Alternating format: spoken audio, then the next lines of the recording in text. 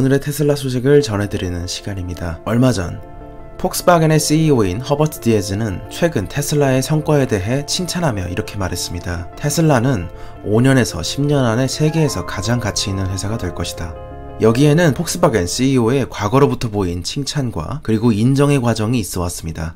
2019년에는 기자가 수익성에 대해서 낮춰 평가하며 묻는 말에 디에즈는 테슬라는 작지 않다. 그들을 리스펙하고 있으며 아주 진지하게 경쟁자로 생각한다. 라고 말했습니다. 이는 사실 사람들의 시각이 얼마나 빠르게 바뀌어 있는가에 대한 지점을 엿볼 수 있는 시점이었습니다. 당시가 흑자를 기록했던 2019년 3분기의 인터뷰였으니까요. 그리고 어제 그는 테슬라, 애플, 폭스바겐은 5년에서 10년 후에 세계에서 가장 가치 있는 회사가 될 것이라고 말했습니다. 우리는 2019년 10월 25일 3분기 발표를 내며 첫 흑자를 보였던 테슬라의 그때로 돌아가 봐야 합니다. 영업이익의 부진, 그리고 공장 설립의 차질 등 악재를 겪고 있었던 시기, 테슬라에게 대한 평판은 극단을 이뤘습니다. 불은 계속해서 나아가야 할 수 있다는 것이었고 베어는 이것은 거의 사기라는 것이었죠. 그때 그 시점 폭스바겐의 CEO로 부임한 지 1년 6개월 됐던 허버트 디에즈는 이렇게 말합니다. 테슬라는 더 이상 작지 않다. 우리는 테슬라를 존중하며 아주 진지하게 폭스바겐의 경쟁자로서 생각한다고요. 그리고 오늘 폭스바겐의 차트와 테슬라의 차트로 보는 약 10개월 사이의 변화, 그리고 2006년 도요타가 80년 아성의 GM을 넘느냐 마느냐를 뉴스에 오를 때부터로의 10년을 훌쩍 넘긴 지금 테슬라는 도요타의 아성을 뚫고 오토메이커 그 이상의 자리를 넘으려 하고 있습니다.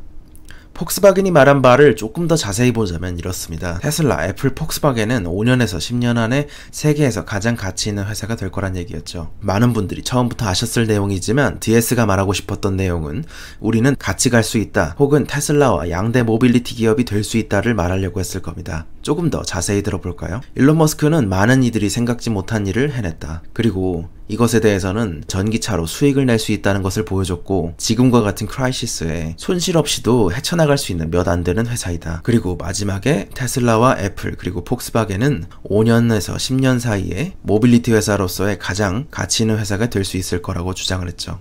폭스바겐 CEO가 가장 부러워하면서 가장 걱정하는 점은 테슬라의 어시스턴스 시스템의 능력입니다.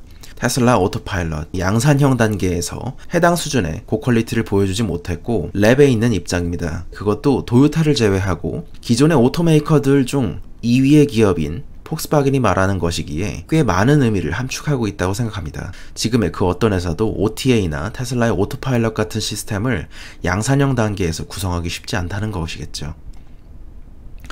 폭스바겐 그룹의 아우디 CEO 마크스 듀스만은 테슬라에 대해 컴퓨팅이나 소프트웨어, 자율주행 부문에 대해 이를 중심으로 2년 정도 앞서 있다고 말합니다. 아우디가 내놓으면, 그리고 폭스바겐이 마음만 먹고 내놓으면 나올 거라는 전기차의 위력이 점차 우리의 기대를 갉아먹어 갈수록 테슬라는 이들을 파괴하며 차세대 성장할 수 있는 기업으로서의 가치로 나아가고 있습니다.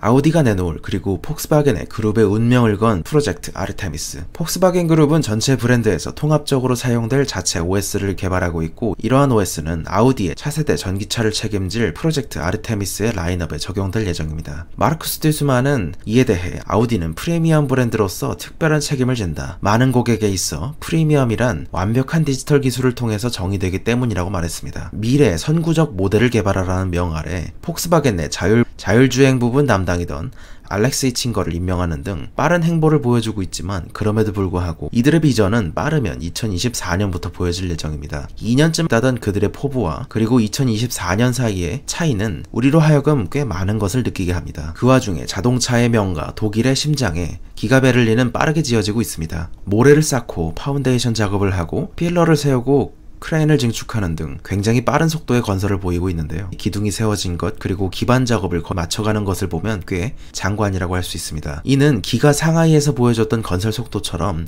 기가 베를린도 성큼성큼 나아가고 있다는 것을 의미하겠죠. 기가 상하이의 사례를 보면서 대략적으로 이 속도를 가늠할 수 있지 않을까 싶습니다. 기가 상하이의 사례는 대체적으로 이렇습니다. 기둥을 세우기 시작한 시점이 3월 20일입니다. 그 후 2개월 후 주요 건물의 뼈대를 80%에서 90% 가까이 세운 시점, 이것까지 2개월이 걸렸습니다.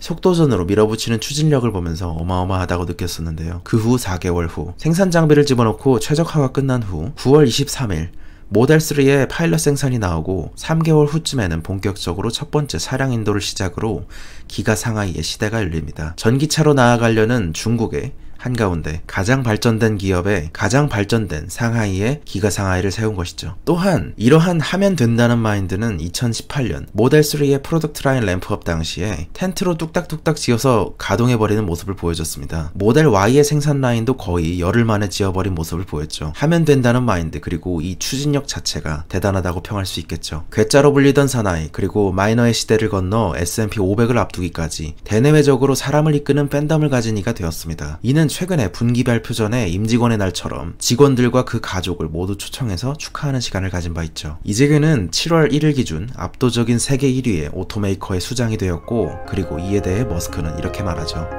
파티는 시작되었다. 오늘도 좋은 하루 되시기 바랍니다. 의미있게 보셨다면 구독과 좋아요 부탁드립니다. 감사합니다. 올바른했습니다.